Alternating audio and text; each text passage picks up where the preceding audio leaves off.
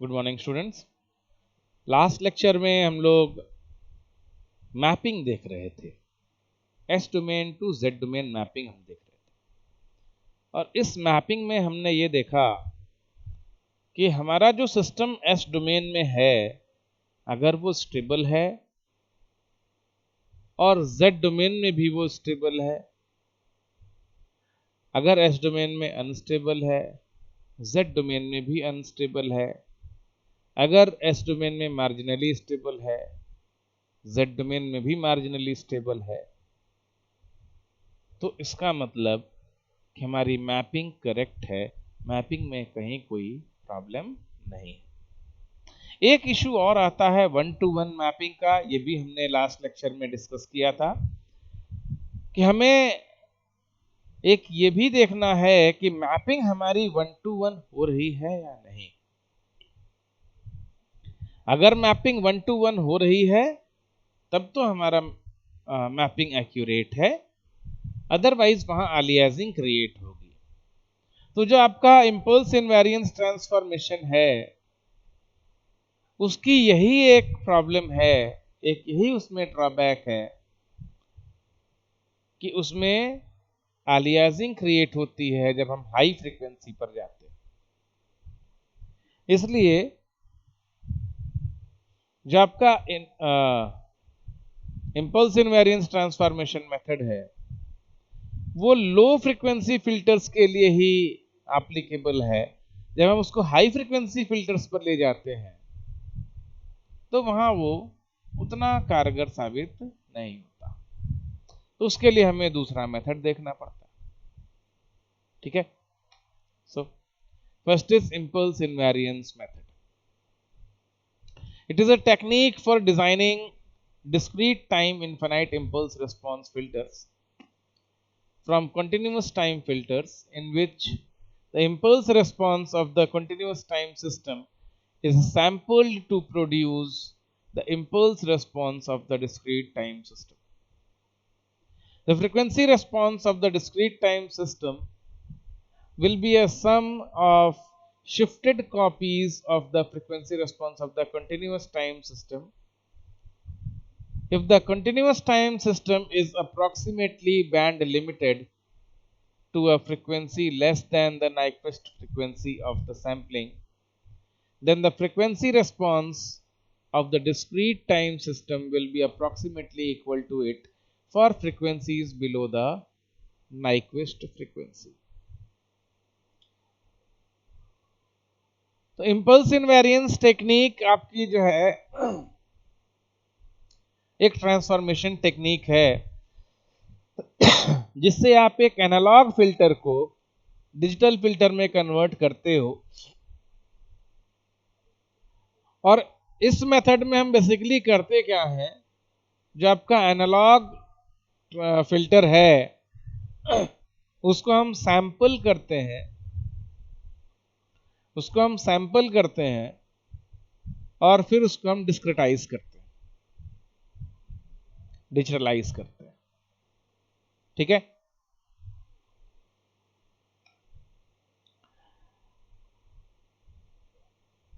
ये एक छोटा सा एक्सप्रेशन है इंपल्स इनवेरिएंस ट्रांसफॉर्मेशन के लिए।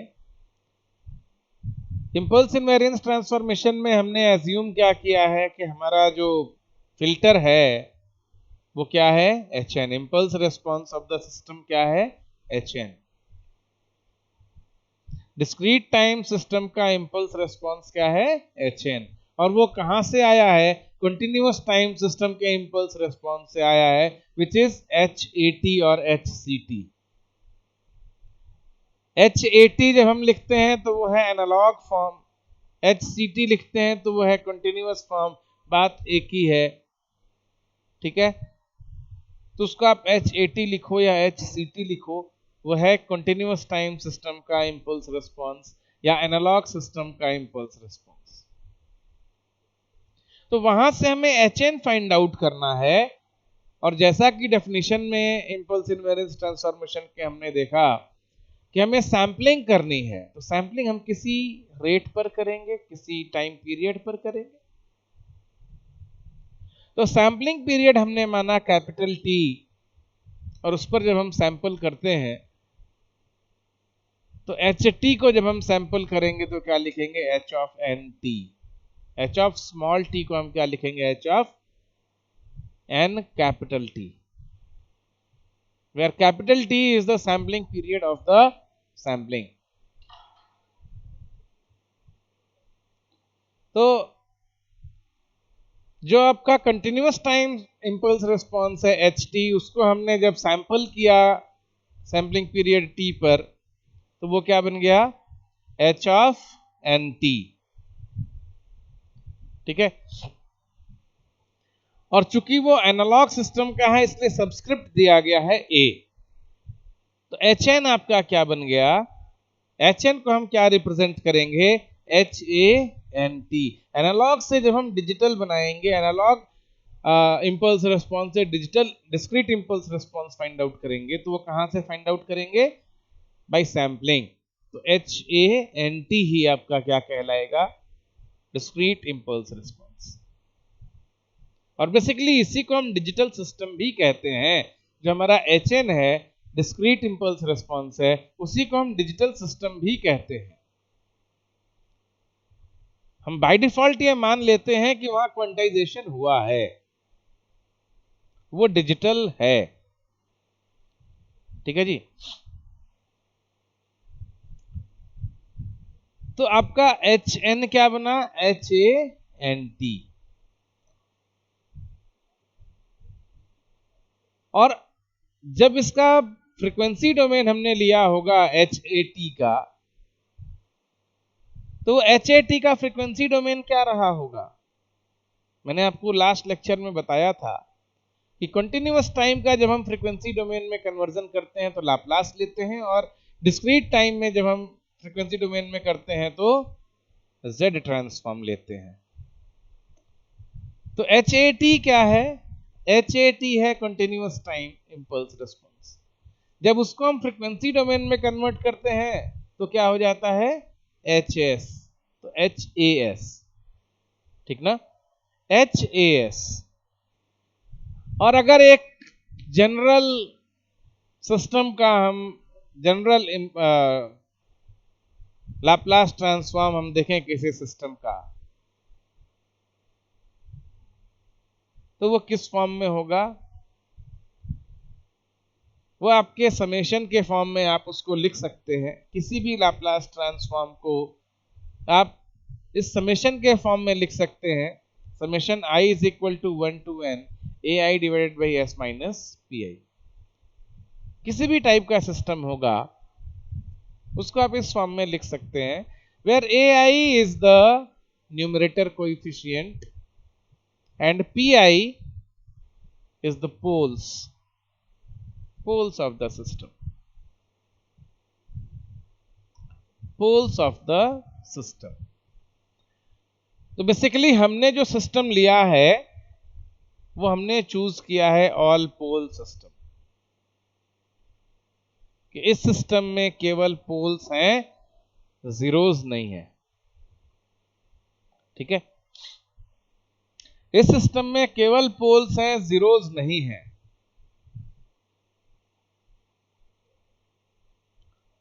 इसीलिए नाम दिया है ऑल पोल सिस्टम। और एक ऑल पोल सिस्टम का अगर हम इंपल्स रिस्पांस देखें, जनरल सिस्टम का लाप्लास ट्रांसफॉर्म देखें, तो उसको हम किस फॉर्म में लिख सकते हैं, वो है H A S is equal to summation I is equal to 1 to n A I divide by S minus P I. अच्छा, ये लेने का रीजन क्या है, अब हम यहां से एच टी बनाएंगे और एच टी को हम फिर सैंपल करेंगे तो हमारा एच एन हमारे पास आएगा। मतलब ये कि अगर लाप्लास ट्रांसफॉर्म किसी सिस्टम का इस फॉर्म में हो, लाप्लास ट्रांसफॉर्म किसी सिस्टम का इस फॉर्म में हो, तो उसको जेड ट्रांसफॉर्म में कन्वर्ट हम कैसे करेंगे, बेसिकली हमें यही देखना है। ठीक है, तो इनिशियल सिस्टम हमारा जो है वो कैसा है, H A S is equal to summation I is equal to 1 to n A I divide by S minus P I. इसका जब हम इनवर्स लाप्लास लेते हैं तो इनवर्स लैप्लास लेने पर क्या बनेगा, H A T is equal to summation I is equal to 1 to n A I E raise to P I T U A T, A I E raise to P I T U A T.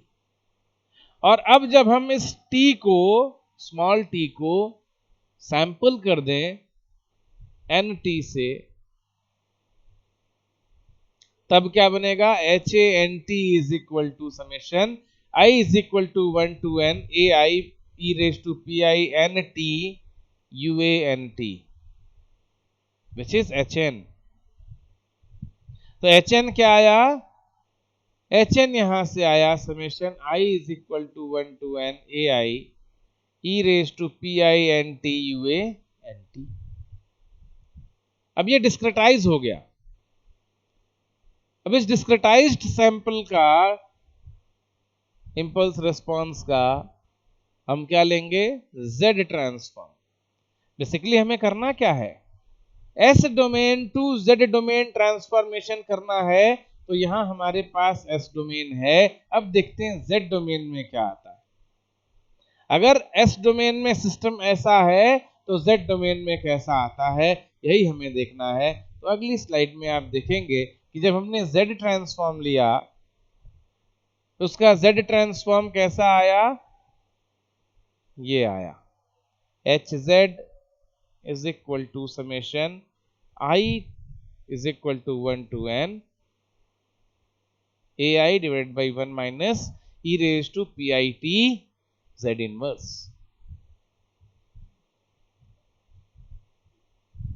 अब यह है आपका Z domain. इसमें और जो आपका S domain था, इसमें क्या सिमिलैरिटी है, क्या डिफरेंस है, दिख रहा है कुछ? एक तो ये कि यहाँ एच ए एस लिखा हुआ है और यहाँ एच ऑफ जेड लिखा हुआ है, एक ये डिफरेंस है।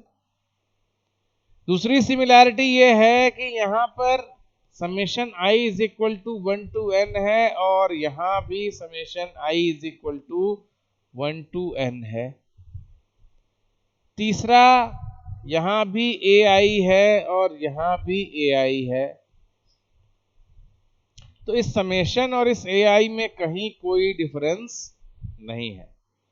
डिफरेंस कहां है, डिफरेंस है कि ये जो नीचे s माइनस पी आई लिखा हुआ है, इस s माइनस पी आई की जगह यहां क्या लिखा हुआ है, 1 minus E raise to P I T Z inverse.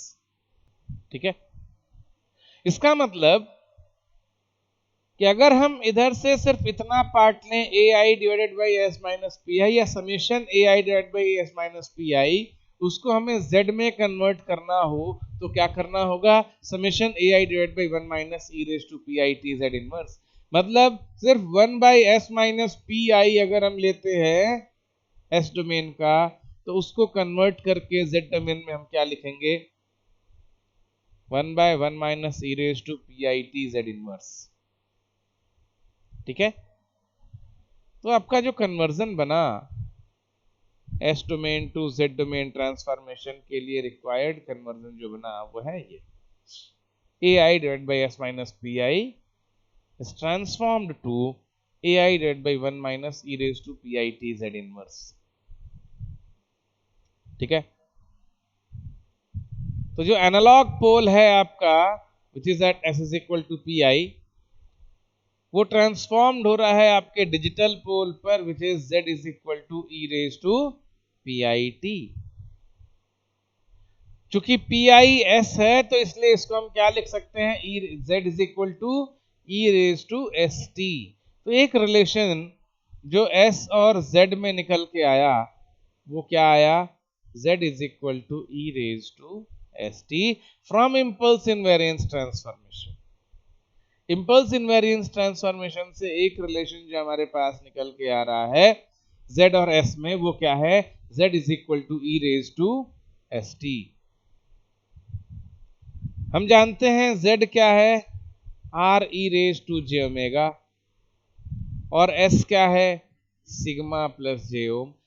ओम एक नया वेरिएबल आप यहां देख रहे होंगे, बेसिकली वहां ओमेगा ही होना चाहिए था, आपने जो पढ़ा है S is equal to sigma plus J omega पढ़ा है। यहाँ ओम लेने का रीजन सिर्फ इतना है कि हमें दोनों फ्रीक्वेंसीज को डिफरेंशिएट कराना है, एनालॉग और डिजिटल फ्रीक्वेंसीज को हमें डिफरेंशिएट कराना है। ओमेगा हमने माना है डिजिटल फ्रीक्वेंसी, तो या तो हम इसको ओमेगा ए कर देते या हमने दूसरा सिंबल ही चूज कर लिया ओम। ठीक, एनालॉग डोमेन में जो फ्रीक्वेंसी है वो क्या है, ओम, और डिजिटल डोमेन में जो फ्रीक्वेंसी है वो क्या है, ओमेगा। क्लियर है? सो हमें पता है S is equal to sigma plus J om. जब हम इस वैल्यू को, S की इस वैल्यू को अपने नए रिलेशन में पुट करते हैं, जो नया रिलेशन हमें मिला है Z is equal to E raise to S t, उसमें पुट करते हैं, और Z is equal to r E raise to J omega से उसको कंपेयर कराते हैं, रियल पार्ट रियल के साथ, इमेजिनरी पार्ट इमेजिनरी के साथ, तो रिलेशन क्या निकल के आता है, यहां रियल पार्ट है R और यहां क्या है, E raise to sigma T. ठीक है, so R E raise to, R is equal to E raise to sigma T. ठीक है, और दूसरा रिलेशन क्या आता है, यहां है ओमेगा और यहां है om T, so omega is equal to om T. पहला आया R is equal to E raise to sigma T और दूसरा आया omega is equal to om T, या om is equal to omega by T. अब हम यहां से ये चेक करेंगे कि क्या हमारी मैपिंग करेक्ट हो रही है। जो मैपिंग हमने यहां देखा था, क्या ये मैपिंग करेक्ट हो रही है कि इसके लेफ्ट हैंड के पोल सारे इनसाइड द यूनिट सर्कल आ रहे हैं कि नहीं। अगर कोई पोल राइट हैंड में आता है तो यहाँ वो आउटसाइड द यूनिट सर्कल आता है कि नहीं। अगर कोई पोल ऑन द एक्सिस आता है, जियोम एक्सिस आता है, तो क्या वो ऑन द पेरिफेरी आ रहा है कि नहीं। अब ये हम यहां से चेक करेंगे। ठीक है, तो पहला इक्वेशन जो हमारा ये है, fourth equation, R is equal to E raise to sigma t, इसको हम लेकर आगे बढ़ते हैं। यहां हमें क्या दिखता है कि अगर सिग्मा की वैल्यू, सिग्मा कहां से कहां तक वेरी कर रहा है, जब हम एस डोमेन में होते हैं तो सिग्मा कहां से कहां तक वेरी करता है, सिग्मा आपका ये एक्सिस है और ये वेरी करता है माइनस इन्फिनिटी से इन्फिनिटी तक। ठीक, यहां बीच में होता है 0। तो जब तक सिग्मा 0 से बड़ा है, जब तक सिग्मा 0 से बड़ा है, मतलब पोल्स किधर लाई कर रहे हैं, राइट हैंड साइड में। जब तक सिग्मा 0 से बड़ा है, E raise to sigma T, इसकी वैल्यू क्या होगी, इसकी वैल्यू हमेशा मोर देन 1 होगी। जब तक सिग्मा 0 से बड़ा है, इसकी वैल्यू हमेशा 1 से बड़ी होगी। ठीक है, क्योंकि E की वैल्यू अपने आप में 2.6 समथिंग होती है। जब उसकी पावर आप सिग्मा टी दे रहे हो तो इसका मतलब है कि वो हमेशा 1 से बड़ा होगा, 1 से छोटा नहीं हो सकता। मतलब ये कि अगर हम यूनिट सर्कल ड्रॉ करें तो यहां R की वैल्यू होती है 1। इसका मतलब ये हुआ कि जो पोल इसमें राइट साइड में है, जिसके लिए सिग्मा की वैल्यू मोर देन 0 है, उसके लिए यहां R की वैल्यू मोर देन 1 है। ठीक है, R की वैल्यू मोर देन 1 है। क्लियर है? अच्छा, जब सिग्मा 0 होगा, 0 होगा मीन्स हम यहां होंगे, जियोम एक्सिस पर होंगे। ये कौन सा है, ये जियोम एक्सिस है। जब जब सिग्मा की वैल्यू 0 होगी, इसका मतलब हम कहाँ होंगे, हम इस एक्सिस पर होंगे, और इस एक्सिस पर होने का मतलब क्या है, सिस्टम मार्जिनली स्टेबल होगा,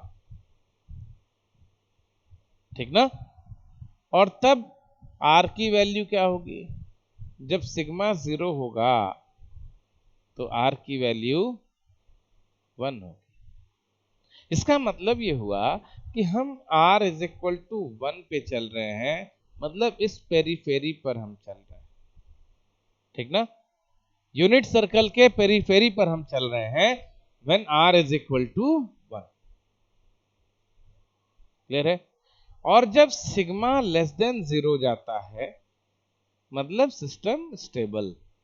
जब सिग्मा लेस देन 0 जाता है, सारे पोल्स लेफ्ट हाफ में लाई करते हैं, सिस्टम क्या बनता है, स्टेबल। उस टाइम पर आर की वैल्यू क्या बनती है, जब सिग्मा लेस देन 0 होगा मींस नेगेटिव वैल्यू होगी, नेगेटिव वैल्यू होगी तो 1 divided by E raise to sigma t होगा। और हमने अभी थोड़ी देर पहले देखा कि अगर सिग्मा की वैल्यू कुछ भी हो, e raise to sigma t 1 से बड़ा होता है, तो जब 1 by E raise to sigma t हुआ तो टोटल की वैल्यू हमेशा 1 से छोटी होगी।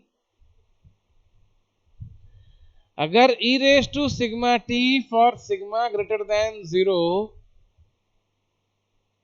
1 से बड़ा होता है, तो E raise to sigma T when sigma greater 1 by E raise to sigma T when sigma greater than 0, ये भी तो 1 से छोटा होगा, ठीक है। तो ये वैल्यू हमेशा 1 से छोटी होगी, मतलब जो आपका लेफ्ट हैंड है एस डोमेन का, वो कहाँ आ रहा है, इनसाइड द यूनिट सर्कल। कहाँ आ रहा है, इनसाइड द यूनिट सर्कल, ठीक है जी ना। देखो first case, when sigma less than 0, it would translate that r is the reciprocal of e raised to a constant. This will limit the range of r from 0 to 1. जब वो 1 divided by E raise to something आ गया, तो हमेशा 1 से कम होगा और 0 से बड़ा होगा, नेगेटिव हो नहीं सकता, तो हमेशा वो 0 से 1 के बीच में रहेगा। Since sigma less than 0, it would be a negative value and would be mapped on the left hand side of the graph in the S domain. Since 0 less than r less than 1, this would fall within the unit circle which has a radius of 1 in the Z domain. मतलब ये हुआ कि जो negative half आपका S domain का है, वो Z domain में इनसाइड द यूनिट सर्कल लाई करेगा। Case 2, when sigma is equal to 0, when sigma is equal to 0, r is equal to e raised to 0, and e raised to 0 means 1, so r is equal to 1। तो हम कहाँ हैं, unit circle पर। S domain में हम कहाँ हैं, sigma 0 पर, जे ओम एक्सिस, वाई एक्सिस, और जेड डोमेन में कहाँ है, पेरीफेरी, ठीक। इन सिस्टम अगर वहां मार्जिनली स्टेबल था तो यहां भी मार्जिनली स्टेबल है। And case 3, when sigma greater than 0, r is always greater than 1। और जो सिस्टम वहां अनस्टेबल था एस डोमेन में, यहां भी अनस्टेबल। ग्राफिकली देखो रिप्रेजेंट किया गया है, यहां आप देख रहे हैं, ये इधर जेड प्लेन है और इधर एस प्लेन है। एस प्लेन में लेफ्ट हैंड साइड में आपके पोल्स लाई कर रहे हैं, तो ये पोल्स z डोमेन में कहा लाई कर रहे हैं? Inside the unit circle, inside the unit circle. ये केस 2 है जब आपके पोल्स इमेजिनरी एक्सिस पर लाई कर रहे हैं। तो जितने पोल्स इमेजिनरी एक्सिस पर लाई कर रहे हैं वो सारे पोल्स कहाँ मैप हो रहे हैं? वो सारे पोल्स मैप हो रहे हैं आपके पेरीफेरी पर। ठीक है। तीसरा केस है कि जब राइट हैंड साइड में आपका पोल लाई कर रहा है, तो ये राइट हैंड साइड वाला पोल कहाँ जा रहा है, कहाँ मैप हो रहा है? ये outside the unit circle map हो रहा है, और इसलिए सिस्टम अनस्टेबल है। ठीक है। We'll continue with the disadvantages of impulse invariance transformation in next lecture. Thank you.